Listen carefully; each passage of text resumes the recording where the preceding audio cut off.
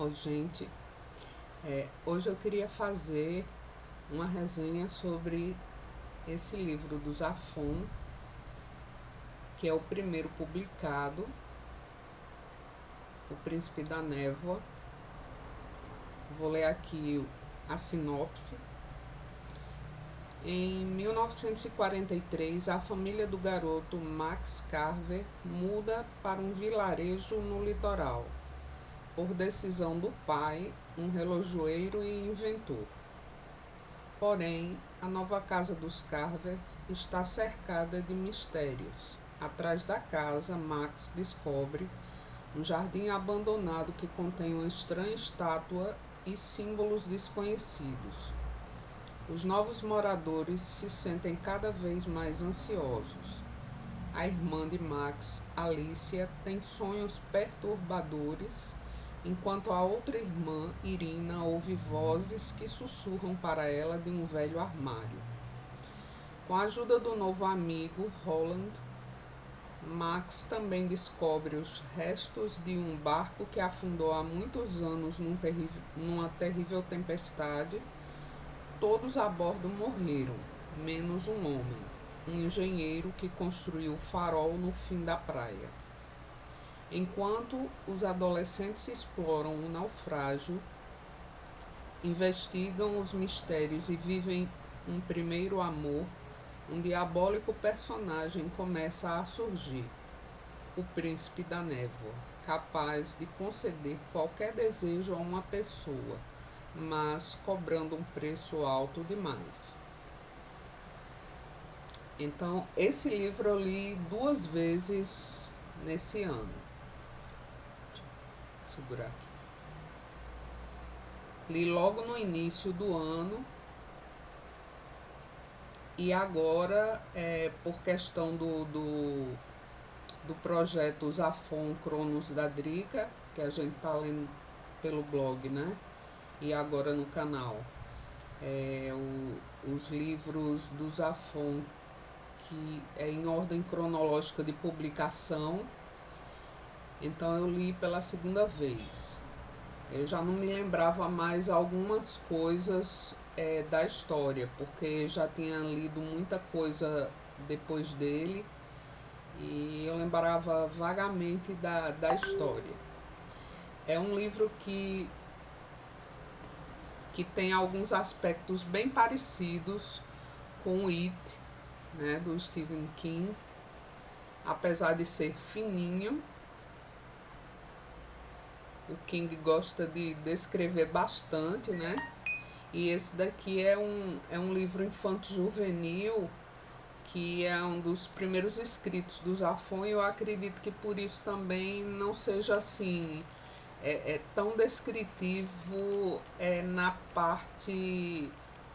É para rechear, né? Eu acho que é para rechear um pouco, porque tem alguns aspectos do It que eu li que eu achei que era um pouco desnecessário. Mas aí a questão é o autor, né? O autor é quem diz o que é que vai valer para ele, o que é que vai estar incluído ou não dentro da obra que ele está fazendo. A nós leitores só cabe ler e fazer as nossas conclusões a respeito da leitura, na questão de escrita, né? Se é fluida, se não, se a história é interessante, se tá amarradinha, né? Mas aí o restante, o escritor é quem decide, quem morre, quem fica vivo, o que é que acontece na história. E voltando para O Príncipe da Névoa, essa história dessa família, né? A família de um relojoeiro que se muda por causa da guerra para o litoral, né? Porque é um vilarejo assim um pouco mais tranquilo e que não tem a incidência de tantos bombardeios como onde eles moravam antes. Mas aí esse período aí para o Max é muito complicado, porque ele está fazendo 13 anos, acredito que já deva ter lá no local onde ele morava é, a sua turma de amigos, né? É muito difícil nesse período você mudar de residência e ir para um local totalmente desconhecido. Também tem a questão da casa, que quando eles chegam lá, ela é cheia de mistérios, né? Uma casa assim que quando o autor descreve a gente já fica um pouco com medo do que possa acontecer por lá. Tem a questão das irmãs, né? Da Alicia, que tem esses sonhos perturbadores, né? E a Irina, que ouve algumas vozes saídas do armário lá do quarto.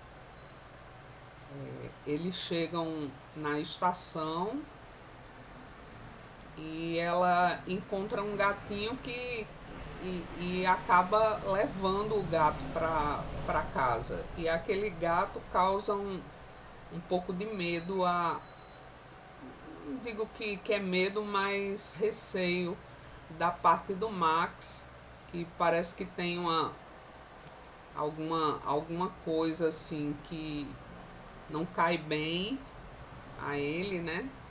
O levar o gato, mas aí os pais decidem em comum deixar que a Irina leve o gato e tome conta dele, né? Se responsabilize por ele. E o bichano parece que se afeiçoa bastante a ela e segue sem problema algum. E chegam lá na casa, começam a fazer a limpeza. Ele diz aqui que eles passam 5 horas numa limpeza ininterrupta, né? Limpando os locais de muita poeira, muita aranha, muita sujeira e o fedor de abafado. Enquanto isso, o pai, que também se chama Max, né? Ele vai à cidade para dar uma olhada na situação de como vai ficar a loja, né? Ele é relojoeiro e inventor também. Voltando um pouco atrás à estação, o Max nota na estação que o relógio está atrasado, mas aí depois, quando ele observa melhor, ele vê que não é o relógio que está atrasado, ele funciona ao contrário. E ele acha bem estranho isso. E até comenta com o pai. E aí o pai diz, bom, a gente já vê aí uma possibilidade de trabalho, né? Já que ele está mudando para uma outra localidade e precisa de clientes para começar a ganhar e pagar as coisas, a casa, né? E aí começa a acontecer as coisas normais, né? A exploração dos meninos em relação à casa. O Max vai atrás da casa e encontra um local que a mim no início me parecia como se fosse um cemitério, mas na verdade não é. É um jardim onde algumas figuras estão lá, estão em formato de estátuas, né? Dispostas num círculo, e dentro desse círculo cada figura, cada estátua está como numa ponta de uma estrela. E no meio tem uma figura bem macabra que parece parece um palhaço. E isso me lembrou logo de cara a questão do It, né? Do livro do King. Depois ele começa a explorar a cidade e conhece esse rapaz chamado Roland, que começa a levar ele pela cidade, pela localidade lá e apresentar algumas coisas. Leva ele no farol, leva na casa que diz ele que foi ele que organizou para ele, é um container abandonado. E aí começa a tomar pé da situação da cidade, das coisas, só que aí ao mesmo tempo começam a acontecer dentro da casa dele alguns fatos bem estranhos. Inclusive a irmã mais nova, a Irina, ela tem ela escuta vozes e, e se assusta porque pensa que é a mãe que está falando com ela, e depois ela percebe que a mãe dela está lá embaixo e ela está no primeiro andar e ela nem está ouvindo, nem está chamando por ela também. E aí nesse momento ela tenta descer para falar com a mãe e a porta do quarto fecha e ela não consegue abrir, como se uma força estivesse fechando. E nesse momento no armário do quarto a porta se abre e ela vê dois pares de olhos. Um deles salta logo e é o gato, né? E o outro é uma figura que ela não identifica e que deixa ela com muito medo. E aí, por causa disso, ela força novamente a porta, consegue abrir, sai correndo, tropeça na escada e acaba batendo com a cabeça e tendo que ser levada para uma outra localidade. Aí, no caso, a mãe e o pai vão com a Irina para lá e deixam o Max e a Alicia. A Alicia tem de 16 para 17 anos, se eu não me engano, e fica assim, meio que responsável, né, de ajudar o Max na questão de comida e um fazer companhia ao outro. E aí no decorrer da história é que a gente vai saber quem é aquela figura, a estátua que estava lá no meio do Jardim das Estátuas, qual a relação dessa figura com a história do Roland, que diz ser órfão, os pais supostamente morreram num acidente de carro, e a pessoa que é responsável pelo farol, que é o avô dele,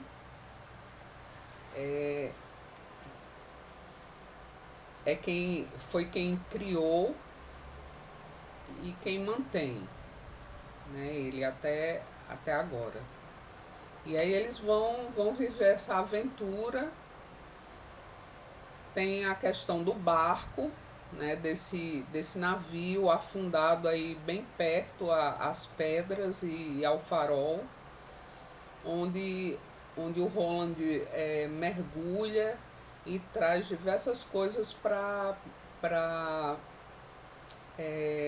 decorar o container dele, o container casa.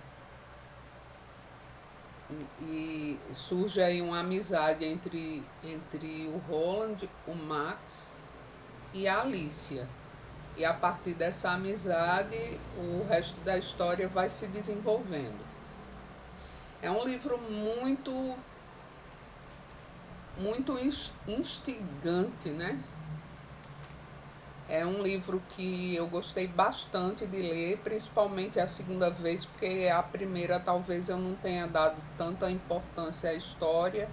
E aí quando a gente faz um projeto, a gente acaba por observar melhor algumas questões da própria história. Eu não tinha dado muita importância à questão da figura do palhaço logo na primeira leitura. Eu achei assim, não dei muita importância, mas aí na segunda, assim que eu vejo, eu já associo ao King, né? Não sei se isso daí foi alguma coisa que o autor utilizou como inspiração, né, a partir do outro autor. Tem a questão do relógio, que é bem interessante. É como se o tempo passasse, ao invés de ir para o futuro, ele sempre vai para o passado, né? Ele busca o passado dessa história aí do palhaço e da história do Roland e dos pais dele que morreram. Também tem a questão da família que eram os donos daquela casa onde eles foram morar. E todas essas histórias elas se entrelaçam e vão formar no final essa malha que vai culminar no encerramento da história, que é bem impactante, né? É um livro muito bom, muito fluido de se ler. Algumas coisas você fica meio que perdido antes de chegar realmente à parte final e você entender o que é que está acontecendo. E eu acho que esse é o barato da história. O autor sabe realmente utilizar esse terror sutil, né? Essa perturbação sutil e colocar um mistério assim, como um impulso para você querer descobrir o que é que vai acontecer no final. E é isso. Depois eu vou continuar as resenhas e fazer a resenha O Palácio da Meia-Noite, que é o próximo livro da trilogia da Névoa e que está dentro desse projeto. Até o próximo vídeo.